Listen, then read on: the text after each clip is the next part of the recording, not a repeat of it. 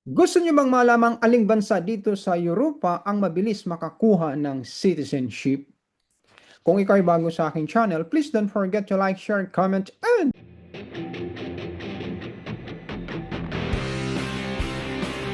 subscribe para updated ka sa mga upcoming videos natin. Huwag kaligtang hampasin ang notification bell.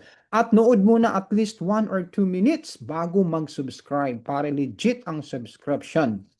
Tamang na rin yung mga kaibigan, pag-uusapan natin dito, aling mga bansa dito sa Europa ang mabilis makakuha ng citizenship. So, limited ang aking content na ito base sa number of years of residency at ikaw ay mayroon ng integration kasama ang language proficiency and cultural integration. All right. Ito ay para sa mga taong nakatira dito pero hindi nakapag-asawa ng alimang national sa mga bansang aking babanggitin. So, ang basehan natin ay number of years of residency na walang asawang taga rito. Alright. So, unahin natin ang Switzerland. Sa Switzerland po, kailangan mo ng 10 years residency bago ka makapag-apply ng citizenship. So, dapat ikaw ay C permit holder bago ka makapag-apply ng citizenship. At dapat may certificate ka ng language, A2 or B1. Ang A2 para makakuha ng C permit. Okay. Para naman sa more citizenship, dapat at least may B1 certificate ka. Ang maganda, pwede ang dual citizenship. Okay. Austria. Ang Austria po ang pinakamatagal at medyo pinakamahirap kumuha ng citizenship. Okay. Kailangan mo ng residency at least 10 years. Kailangan mo rin makapagsalita ng language nila at least B2 level. German ang salita rin sa Austria at sila rin ang bansa na mahirap makakuha ng dual citizenship. In short, kung citizen ka ng Austria, ikaw ay Austrian citizen lang. No dual citizenship. France. Ang France po ang mayroong pinaka-shortest residency qualifying periods. Okay. So, kailangan mo lang ng 5 years residency at pwede ito ma-reduce ng 2 years kung ikaw ay nakapagtapos ng postgraduate studies sa isang French university. Language, B2 level French. Okay. Dual nationality allowed. Denmark. Ang Denmark po ay 10 years residency ang kailangan mo at requirement sa kanila, mahusay ka magsulat at magsalita ng Danish language nila. At mayroon silang 6 broad categories based around allegiance and loyalty to Denmark. Prior residency, financial self-sufficiency, a clean criminal record, employment, Danish language proficiency, yan ay importante para makakuha ka ng citizenship. Isa pa na dapat mong ingatan. They required you to attend a ceremony at which you must shake hands with a local official. If you refuse the handshake, you can wave goodbye to your new nationality. Ibig sabihin nun, sa ceremony, di ba manunumpa, dapat makipag-shake hand ka sa local officials kasi kung hindi, purnada ang iyong citizenship. Grabe ano.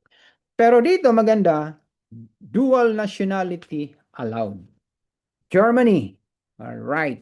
So ang Germany po ay may bagong citizenship law. Yan. Ito po ay na into force in June 2024. Foreign residents can become German after 5 years of residence instead of previous 8 years.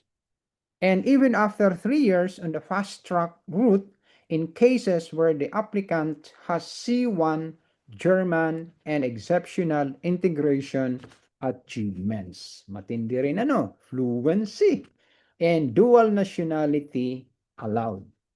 Italy. Ang Italy po ay 10 years residency rin siya. Pero ngayon ay meron silang campaign na ma-reduce ito to 5 years. Pero on the process pa ito. So ngayon, tiis muna tayo sa 10 years residency for non-EU nationals. Ibig kasi sabihin, third country nationals. Ang waiting period natin ay 10 years, 4 years for EU citizens. Language level needed, B1 Italian. Okay, ang maganda, dual nationality allowed. Norway. Length of time living in country. 6 of the past 10 years with sufficient income. 5 of the past 10 years with a Norwegian partner or spouse. Or 8 of the past 11 years.